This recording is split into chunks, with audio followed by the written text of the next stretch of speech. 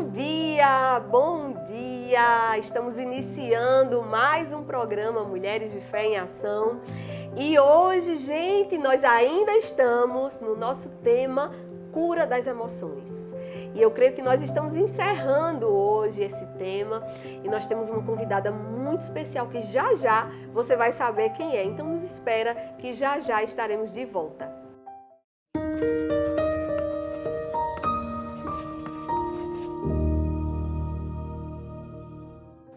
Gente, que bom que você está aí, que bom que você está aí para ouvir esse programa que com certeza vai falar muito ao seu coração. E ainda no tema Cura das Emoções, eu quero ler um texto com você que está no livro de Gálatas, capítulo 5, do versículo 19 ao 23. Olha o que diz o texto. Ora, as obras da carne são manifestas: imoralidade sexual, impureza e libertinagem, idolatria e feitiçaria, ódio, discórdia, ciúmes, ira, egoísmo, dissensões, facções, inveja, embriaguez, orgias e coisas semelhantes. Eu os advirto como antes já os adverti. Aqueles que praticam essas coisas não herdarão o reino de Deus. Mas o fruto do Espírito é, eu amo esse texto, amor, alegria, paz, paciência, amabilidade, bondade, fidelidade, mansidão e domínio próprio. Contra essas coisas não há lei. Glória a Deus. Amém. Amém, Amém. Não é, Valéria? Amém por essa palavra. Maravilhosa. Quem é que a gente vai conversar hoje, Valéria? Hoje nós temos uma convidada muito especial, né? Que vocês conhecem ela, mas não conhecem esse testemunho que ela vai dar hoje aqui para nós, né? Porque hoje a gente vai falar sobre educação de filhos, a importância de pais equilibrados, de uma família equilibrada. E nós estamos aqui com Maísa, né? Que está aqui, abrilhantando hoje o nosso programa também conosco, né? E vamos apresentar a nossa convidada especial, que eu já vou fazer uma pergunta a ela, né? Que é a nossa querida Sandra, que vai ser a nossa entrevistada de hoje. Ai, pois é, olha aí. E aí hoje é meu dia, né, Valéria? Hoje é o seu dia. E aí eu vou começando a perguntar a ela, né? Como foi, Sandra? Eu quero que você conte pra gente, porque você já contou aqui nos bastidores, né? Que teve foi muito complicado, muito difícil a sua educação, porque o seu pai era alcoólatra. Então eu queria que você falasse assim, como foi que ele ficou alcoólatra?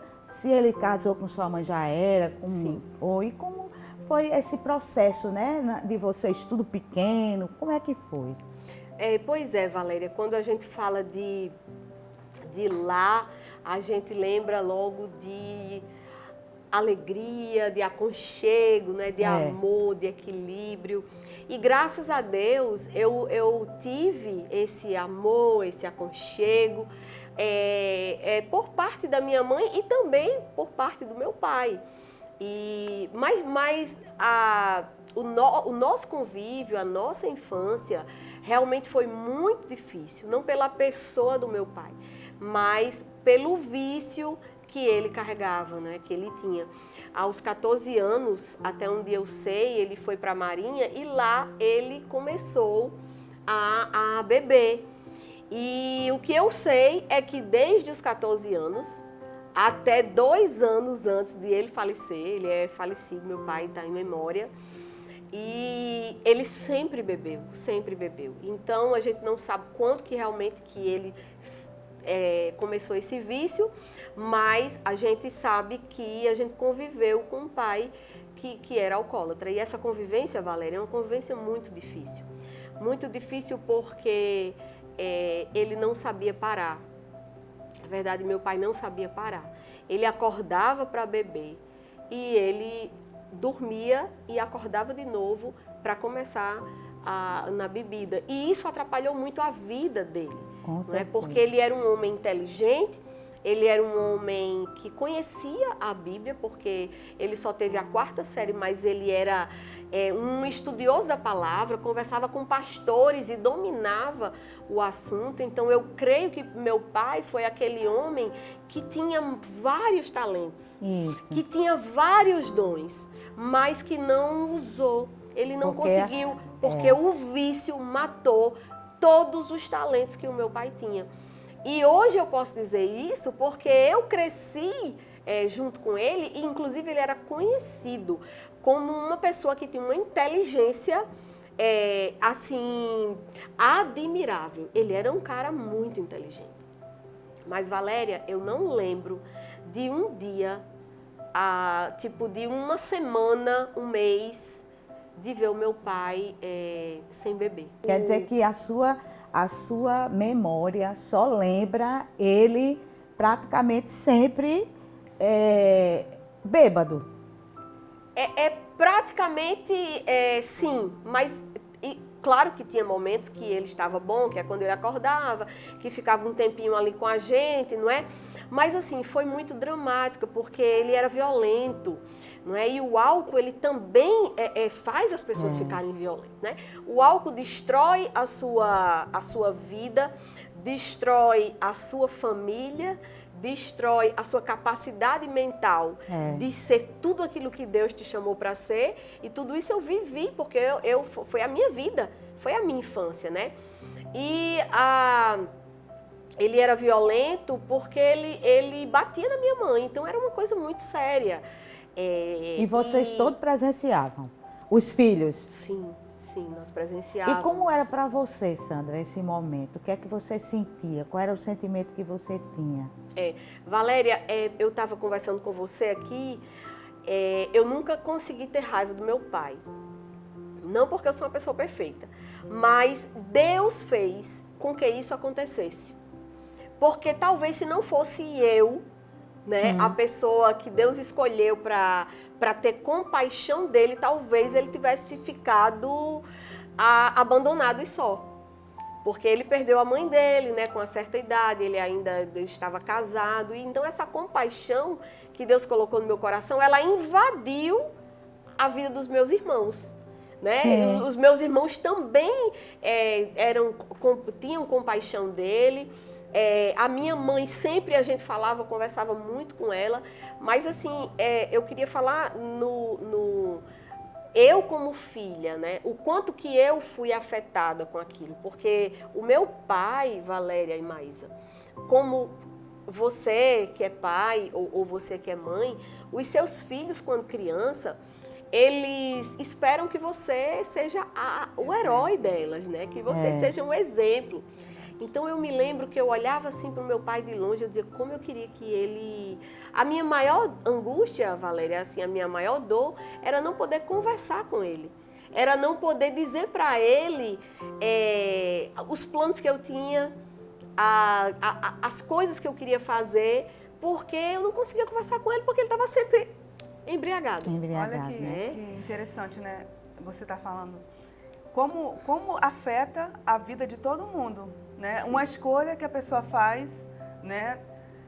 Como fala, o vício fica difícil de sair dele, né? Não busca um tratamento, não busca uma ajuda, não busca uma solução, mas o filho fica ali, à mercê dessa situação, né? E como vai ser o futuro dela, né? Aí você vai dizer a sua situação na sua casa, né? Sabemos que, graças a Deus, o Senhor chegou ali, né? Mas quantos lares que fica tudo conturbado, né? Então, é verdade. E que até a gente já viu um testemunho da sua mãe, né? E sua mãe foi uma mulher, né, muito orientada por Deus, buscou ao Senhor e tinha muita sabedoria e tentava, da melhor forma possível, conduzir essa família. Né? De uma forma em paz, eu percebi que ela fazia tudo sempre. Muito. Porque quantas mulheres pegam e vão discutir com o marido e vai ser briga e dá tapa de lá, tapa de cá, não é verdade? É verdade. E eu percebo que na sua família, por mais que existisse essa desestrutura, mas a sua mãe, ela sempre conduzia da melhor forma possível. Sim, e a gente louva a Deus, né, pela vida da minha mãe, porque realmente ela... Todo o mérito, eu não quero dizer que o meu pai não nos amava, né? O nosso pai nos amava. E às vezes tem alguém que tem um vício e você ama o seu filho. É. Você ama a sua esposa, você ama o seu filho, mas aquele vício, é isso que a gente quer passar hoje, aquele vício, ele está fazendo muito mal e você está fazendo muita gente sofrer. Porque foi uma vida, Valéria, de muito sofrimento. Para você ter uma ideia, né, depois no segundo bloco a gente vai falar, por muitos anos eu ouvia meu pai brigando com minha mãe, eu ouvia as vozes dele brigando com a minha mãe. E assim, pela misericórdia de Deus, pela graça de Deus, graças a Deus, como eu estava dizendo aqui para elas, todos são normais, né?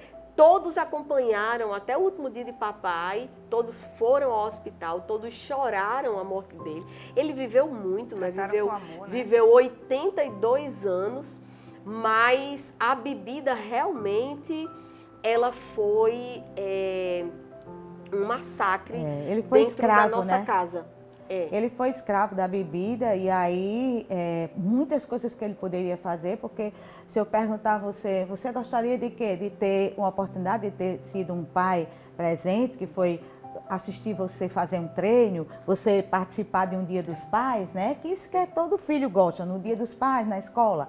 Aí eu quero que o meu papai esteja lá, que a gente dê.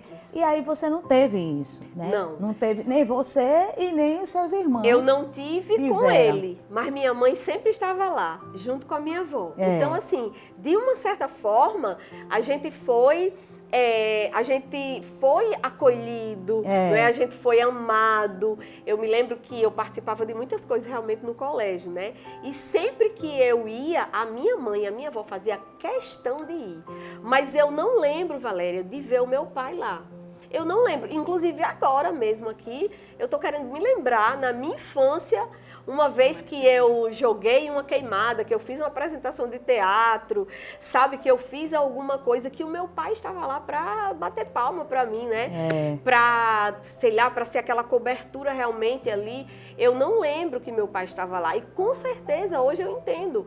Ele realmente estava escravizado, não é? Ele vivia uma vida escravizada. E isso foi muito ruim para ele, como eu disse, que ele não conseguiu ser tudo que ele deveria ser, porque era um homem inteligente, mas a gente também sofreu muito com isso. Com certeza, porque o que é que acontece? Ele sofre porque ele começa, depois de um certo tempo, vendo que não está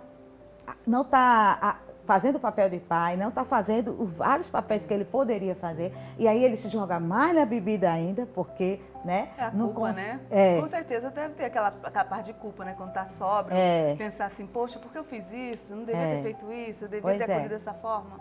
Mas a gente já está terminando esse primeiro bloco, e você não saia daí, fique aí, porque a gente vai agora para o segundo bloco e Sandra tem muito mais coisas para falar, porque ela vai falar desse sentimento de amor, de perdão, né? E como essa família conseguiu não ficar totalmente desequilibrada. E você que está aí, que está precisando de uma ajuda, a gente também vai falar sobre isso, sobre o grande problema que são os vícios, não só do álcool, mas também outros tipos de vícios que leva a uma escravidão e as pessoas não conseguem viver realmente. Então não saia daí, que a gente está voltando já já.